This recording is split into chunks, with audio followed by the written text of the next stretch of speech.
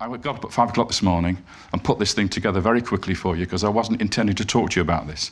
But in the end of the day, it's part of this journey. This afternoon, we're going to talk about the actual evidence for the Exodus and the conquest and the sojourn. But I think you need to know why we have this problem. Why is it that scholars think the Bible stories of Exodus aren't true? Why are pious fiction, as they call them? And the reason is because of this mistake that was made with Pharaoh Shishak. So I'm going to have to deal with that for you now. So you need probably to be wide awake for this, and you're going to learn something about the complexities of Egyptian chronology. Okay? So just hang in there, because later on this afternoon you're going to get all the goodies. Now we're going to do a bit of work, okay? And you're going to have to do some hieroglyphs as well. You all right with that? Okay. So I'm going to explain why Shishak is not the Pharaoh Shoshenq that all the historians and the Egyptologists say he is. So we're going to start now with the discovery of Shoshenq I and Shishak. It all began with a guy called Champollion, a French scholar who was the person in 1822 who deciphered the Egyptian hieroglyphs. Very famous, is called the father of Egyptology, because for the very first time in that 1822, we were able to read the Egyptian hieroglyphs for the first time, starting to read the king's names, read the events, the stories that you find on the temple walls. And so it was a crucial moment in Egyptology. It was actually the birth of Egyptology in 1822. Now you can see there the Rosetta Stone. This is the document that he used to decipher the hieroglyphs in Egyptian hieroglyphs, in Demotic, which is a cursiform hieroglyphs, and in Greek there. So he was able to translate the Egyptian hieroglyphs using the Greek, which we can all read, okay? And he came up with various names like Cleopatra and Ptolemy that he read from this document. But what he really wanted to do then was to go and test out his theory, test out his decipherment by going to Egypt, and he went to Egypt a few years later. He went between August 1828 and December 1829, and he went along with a team of scholars, and he went there specifically with the Bible in one hand and a trowel in the other, to go and investigate ancient Egypt and find evidence for the biblical story in the one part of the world where now we could read the texts. So he thought we can unlock the history of Egypt in relationship to the Bible by going there and reading the walls of the temples.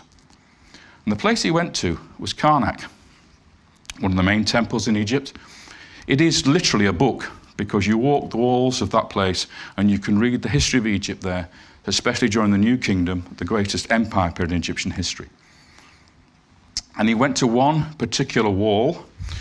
This wall is on the outside of the temple. You have the great court there and the first pylon here. But this wall here has got a relief on it, a carving. And it's actually a battle inscription. It's about a campaign of a king into the Holy Land. And so he went there to look at the document, and he found that the people that were captives brought back from this campaign were what we call Western Asiatics, or Semites. In other words, this campaign was in Canaan, up in the north. It wasn't down into Africa. It was up north, out of Egypt, beyond Sinai. And a line drawing was done of this particular wall to make it a little bit clearer. And what you can see here is the Pharaoh smiting his enemies, who were all clustered together in a ritual slaughter. And on the left-hand side, we have a scene where the god Ammon, with the tall plumes, is dragging with ropes attached to his hand here, a series of figures with ovals. Now, we know from looking at war reliefs, what this is a representation of various locations in Canaan, cities or locations, whose names are spelt out inside these name rings with figures of the captives above. And I'll go and show you them in detail in a minute. And you can see there's row upon row of these. There's another group down here where the goddess Victorious Thebes is also bringing more of these name rings towards the smiting scene. There are about 150 altogether of these names. It's a huge campaign. Now, one thing you have to know about this particular inscription is that it's an itinerary. So it's actually the route of march of Pharaoh's army through Canaan. And it's read in a special way called bustrophodon. Anybody heard of bustrophodon? It's Greek, it means as the ox plough. So you read it starting here, you go along with your plough, and you turn around and you go down a road and you come back and then you read it in that direction. And then back again. As the ox ploughs, bustrophodon, like this. So you start here and you read along and you drop down and you come along that way and then down again, like that. And because we know that, and we know that because of which name rings are connected together, we can actually work out the route that the army took through Canaan. Now, Champollion was stood in front of this wall, and he thought he'd found something very, very important. He related it to a text in the Bible, in 2 Chronicles 12, 1-4. And thus it happened that in the 5th year of King Rehoboam, Shishak, king of Egypt, marched on Jerusalem, because they had been unfaithful to Yahweh. He had 1,200 chariots and 60,000 cavalry and countless hordes of Libyans, Sukkim, which is another form of Libyan tribes, and Cushites, they're the people from the south in Sudan, who came from Egypt with him. They captured the fortified towns of Judah, and then they reached Jerusalem. This is the key synchronism I mentioned earlier. So here we have a pharaoh on a wall at Karnak, whose campaign description appeared to match the story in the Bible. Now, was he right? Well, here we see part of that inscription. And you can now see the figures of the captives with the name rings and the crenellations showing the fortified towns here, and their names are spelt out in Egyptian hieroglyphs. And he focused on that one there. He was able to read all these, and he was able to read it in a way that really shocked him, because this is his drawing of that actual relief. He could read the name Judah Hamalkuth, which means Judah the kingdom. Now, he knew his Bible. We're talking about scholars from the 19th century.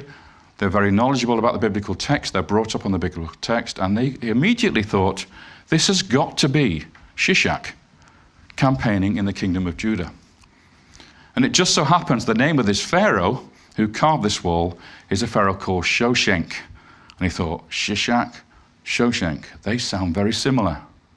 So this must be the biblical character Shishak, who went and plundered the Temple of Solomon and captured the fortified cities in Judah. And from that point, we get the synchronism between the Libyan pharaoh Shoshenq, the founder of the 22nd dynasty, and Rehoboam in his year 5 when the Temple of Solomon was plundered. And that lock has been with us ever since. We still use it today. All Egyptologists use that lock today. Doesn't matter what you do with the chronology, that is a fixed point that you can't change. But within 20 years, other scholars who now had developed the reading of the hieroglyphs in a more sophisticated fashion reread that name. Instead of Judah Hamalkuth, it actually reads Yad Hamelech. And you can see that. This is where you get your first hieroglyphic lesson today. 2 reeds represent Y. The little chick bird is an A. You have a hand, which is D. Then you have Hamelech. That's the K down there. That's the R, the lion. And so it means hand of the king. It does not mean the kingdom of Judah. And what it actually represents is probably an inscription like a monument or a stela that's been erected somewhere in Israel that is a monument of a record of a campaign of an Egyptian pharaoh. And it's mentioned here. And I'm going to show you why it can't be the kingdom of Judah. The first reason is that very close, within a couple of these name rings from Yad Hamelech, we have this name ring, and that name ring reads Aruna. Aruna. And Aruna, of course, is not anywhere near Judah. If we look at a map of Israel, we see Aruna is located at the Aruna Pass, which comes through from the Jezreel Valley onto the Sharon Plain, very close to Megiddo. Megiddo is just located here. It's a long way from Jerusalem. And so Yad Hamelech, which is on that name ring there you saw, must be in this area because it's only 2 name rings away from Aruna. It's nowhere else. It's got to be very close to Aruna. So when you look at it, if you actually look at the distances involved, it's around 100 kilometers from Aruna and Yad Hamelech to the kingdom of Judah and Jerusalem. Therefore, Champollion was mistaken in identifying Judah the kingdom in this campaign. When we look more carefully at the text, 2 Chronicles 12:9, so Shishak, the king of Egypt, advanced on Jerusalem and carried off the treasures of the temple and the treasures of the royal palace. He took everything away, including the golden shields which Solomon had made. So where is Jerusalem? If this guy, Shoshenq, is Shishak, surely Jerusalem must be a captive city that you see on that list. After all, it's the biggest city in the area, the richest city in the area. He's not going to simply miss it out. He's going to include it in this relief. But when you look for it, you don't find it. Here you can see a part of the wall where it should be, and you can see that the name rings are not destroyed in that lower row. And here we can read 2 very famous cities in the Bible, Gibeon, Gabayana, and on the other side, Mahanaim. So if you know your geography, Gibeon is on the way up through the Shephelah, leading up to the hill country, the road that goes over north of Jerusalem and descends down into the Jordan Valley, and that's where you'll find Mahanaim on the far side of the Jordan. So Jerusalem should appear between the two, and it's not there. So basically what we're saying here is that there is no Jerusalem, there is no kingdom of Judah in this inscription. It's a completely different campaign. If we look at the overall first 3 rows, this is where Jerusalem should be, and this is Yad Hamelech down here, and Aruna over here. The two don't relate. This campaign is not against the kingdom of Judah. If we look at the fortified strongholds of Rehoboam that you see here on this map, what you find is that they are actually not the subject of the campaign of Shoshenq. Shishak attacks Judah. He comes up from Egypt and attacks these fortified settlements and goes on to Jerusalem.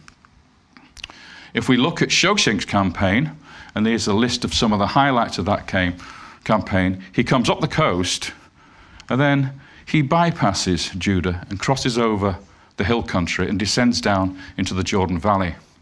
He then goes up the Jezreel Valley, comes through the Aruna Pass onto the Sharon Plain, and then he heads down and he does a little campaign down in the Negeb. So if you look at that, what he doesn't do is go to Judah. He misses Judah like the plague. He's nowhere near Judah. In fact, his campaign is all about Israel, the northern kingdom. That's where he's focused. He's not focused on Judah at all. And then he's focused on the Negev in the south. So the one place that Shishak goes to, Judah, Shoshenq does not go to. And yet, if you read your Bibles, you'll find that actually the northern kingdom of Israel, Jeroboam's kingdom, who is the competing king in this divided monarchy period, he went down to Egypt and was an ally, protege of Pharaoh. So there's no way in the world that Shishak will be campaigning against his ally and ignoring his enemy, Solomon's son, Rehoboam.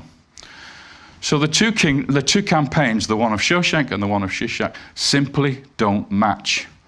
All you're left with then is this name Shoshenq and Shishak that sound vaguely familiar. So what I did was I questioned this whole issue. I said, you cannot date the entire Egyptian history on the basis of this dodgy synchronism. Is that a word you all understand, Americans, dodgy? It means a bit suspicious, okay?